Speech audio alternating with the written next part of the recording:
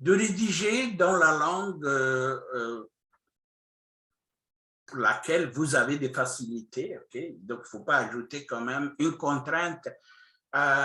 Donc, vous allez pouvoir réfléchir, mais si en plus la langue est plus facile pour vous en anglais ou en français, il vaut mieux choisir quand même celle pour laquelle vous êtes plus à l'aise.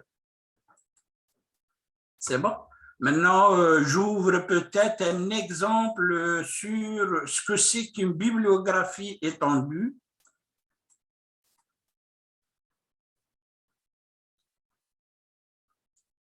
De toute façon, je reviens à chaque fois, ça c'est juste pour vous positionner un peu ce qu'on attend finalement comme travail. Bon, là,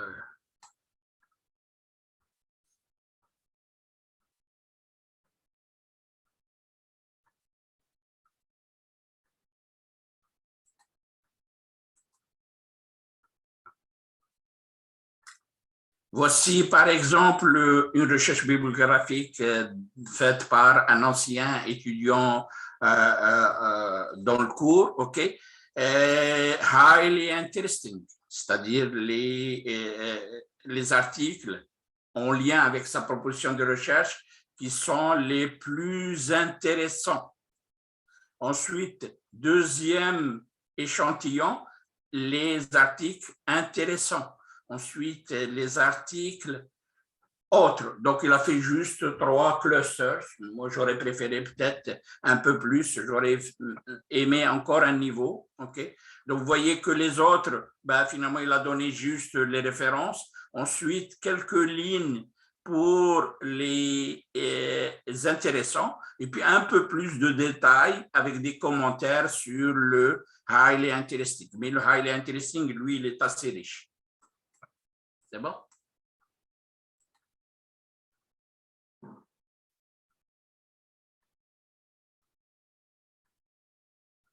Donc, la proposition de recherche, ben, je reviendrai plus en détail ici. J'ai explicité, OK, qu'est-ce que je fais pour finalement, comme proposition de recherche, quelles sont les différentes parties. Donc, what is the problem that I should address in my master? Quel est le problème que je dois attaquer dans ma thèse? Est-ce que le problème est important? Est-ce qu'il est prometteur? OK? Et comment je peux contribuer à solutionner ce problème? Quels sont les objectifs que je peux me donner pour résoudre ce problème? Quelle méthode, approche dois-je utiliser pour atteindre les objectifs? Quelles seraient les expérimentations que je dois faire? Quelles sont les data ou les données que je dois ramasser? Quelles sont les métriques que je dois mettre de l'avant? Comment je dois faire mes comparaisons, quelles seraient les discussions que je pourrais faire, quels seraient les graphes que je pourrais faire et pourquoi. Okay? Donc, plus ou moins, tout est détaillé ici. Question, Monsieur William Dubois. Non, ce n'est pas William, mais Alexandre. Alexandre, ok. Donc, ici, vous avez aide-mémoire LaTeX.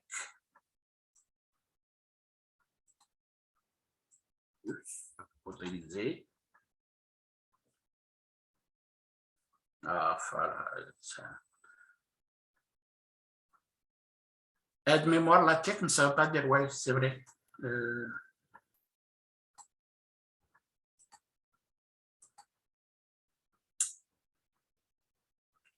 Bon, ici, pour ceux qui débutent ou même ceux qui ont des idées un peu plus vagues sur la tech, je veux dire, vous avez juste 8 pages sur le aide-mémoire, mais vous pouvez juste l'imprimer ou le mettre sur votre écran. Moi, je mets toujours d'un aide-mémoire. Je ne me souviens pas très bien de comment il faut faire telle ou telle chose en LaTeX, mais une fois que vous avez l'habitude, OK, d'utiliser les commandes de base, les caractères spéciaux, les commandes usuelles, les fontes, etc., ben, vous pouvez toujours vous référer à un aide-mémoire de LaTeX et puis vous pouvez faire ça facilement.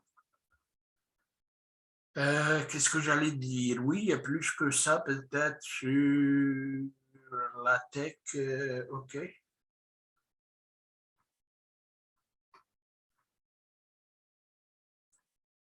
Ah, il me semble que j'avais vu ça. Style, peut-être ici. C'est quoi?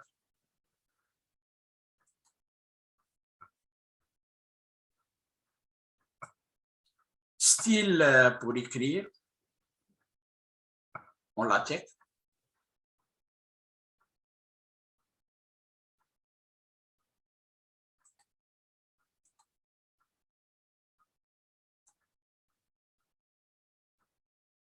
Ah oui, si vous avez une introduction à latex, c'est bon. Vous pouvez toujours aussi vous référer à ça, mais il me semble que sur mon site de cours, il y a quand même le template, OK? Le template suggéré, il faut que vous le cherchiez, mais je suis sûr qu'il y est quelque part, OK? Donc, on vous suggère d'utiliser le template de NeurIPS.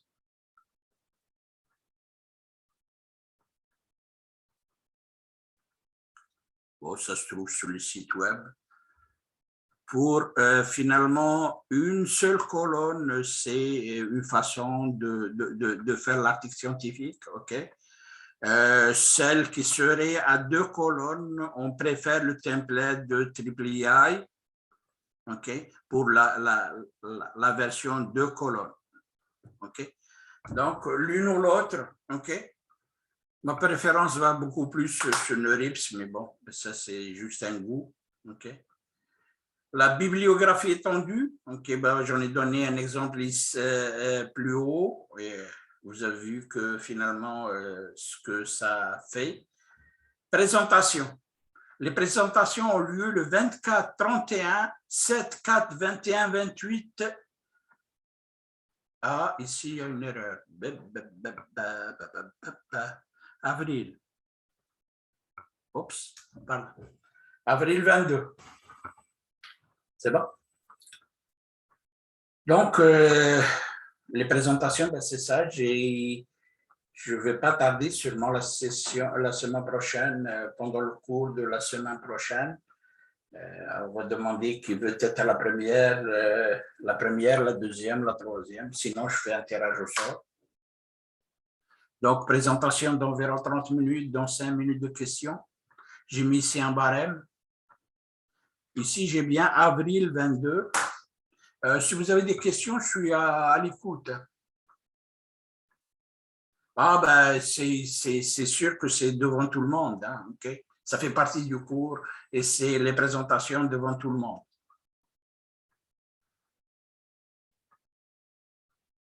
C'est bon? Et qu'est-ce que j'allais dire? Ici, vous avez le lien pour les séminaires. Vous m'avez posé une question tout à l'heure à laquelle je vais tout de suite répondre.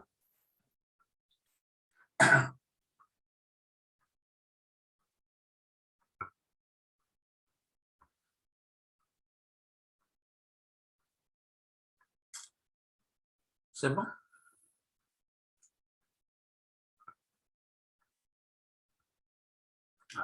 OK. Donc, ici, Ben Ayed. Ah, OK, c'est bon. Pourquoi finalement? OK, autant pour moi.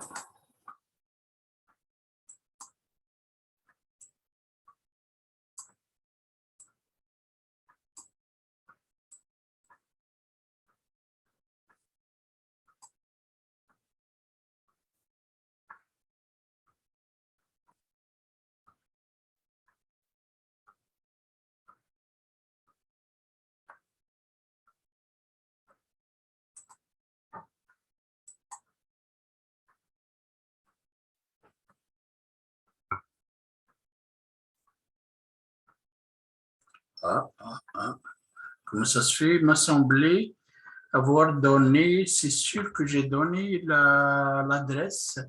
Je vais pouvoir la trouver facilement, sûrement par la suite, mais il m'a semblé avoir donné l'adresse Zoom, OK? L'adresse Zoom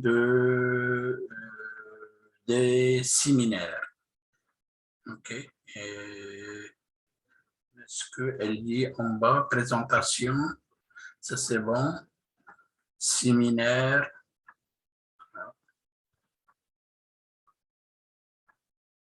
Ah oui, ben c'est ça, il était en bas et donc il fallait faire attention à faire démarrer la chose. Donc, lien Zoom pour les séminaires, il y est, OK. Vous avez ici un formulaire pour dire, pour chacun des séminaires, OK, ce que vous en pensez du séminaire.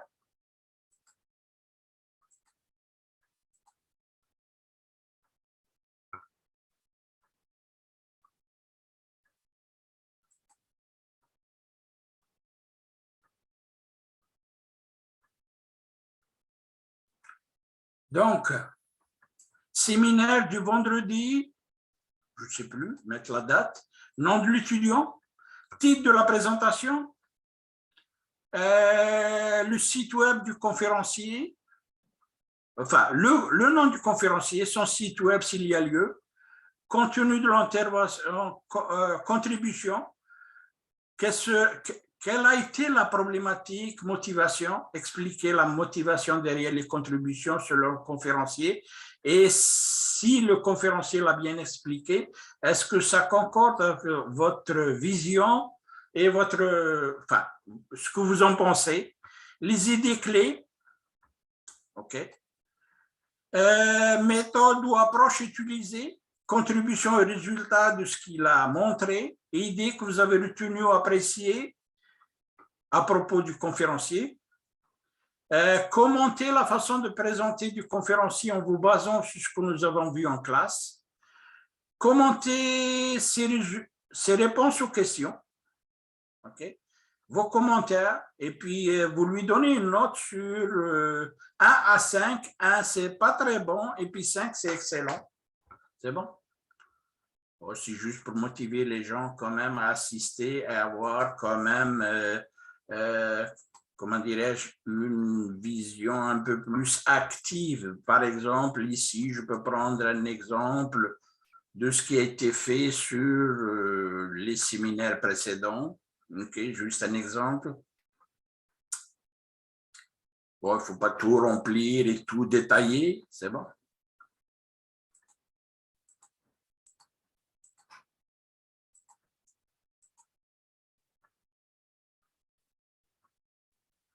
Évaluation du séminaire 2.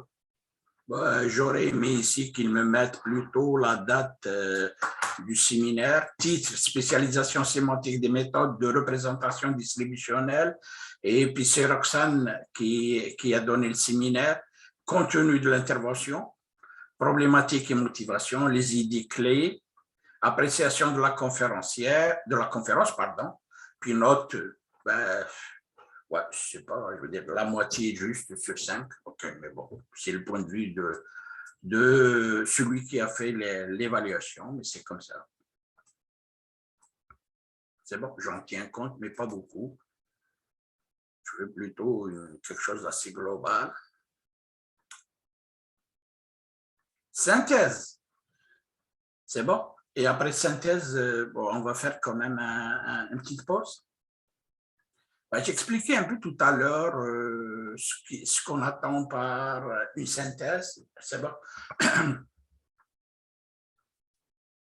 Oui, ben, tout à l'heure, je vous ai parlé de template. OK? Donc ici, c'est pour ça que où est-ce que je peux diminuer ce truc-là? C'est ici. Oups, c'est bon. Et puis là, je